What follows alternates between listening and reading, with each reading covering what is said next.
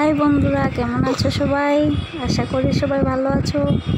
এই যে দেখো, আমার মাম্মাম কাজ করছে, ফ্রিজে ডিম রাখতে গিয়েছে। পাপা আর আমার মাম্মাম মিলে।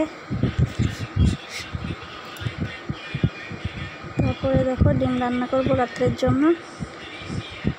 এই যে দেখো, ডিম আলু বসিয়ে দিয়েছি সিদ্ধ হওয়ার জন্য।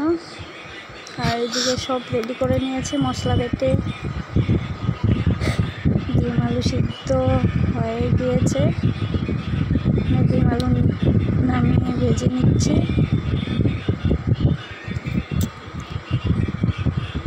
ডিম ভাজা হয়ে গেছে, এখন তরকারি বসাবো। এই যে দেখো, মশলাগুলো আগে ভেজে নিচ্ছি।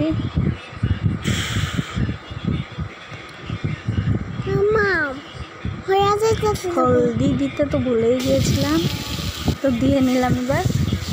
তো তোমরা দেখতে থাকো ভিডিওটা লাস্ট অবধি। ভালো লাগলে লাইক কমেন্ট শেয়ার করো। দেখো, তরকারি হয়েই গিয়েছে। তরকারিটা দেখতে কেমন হয়েছে তোমরা বলো।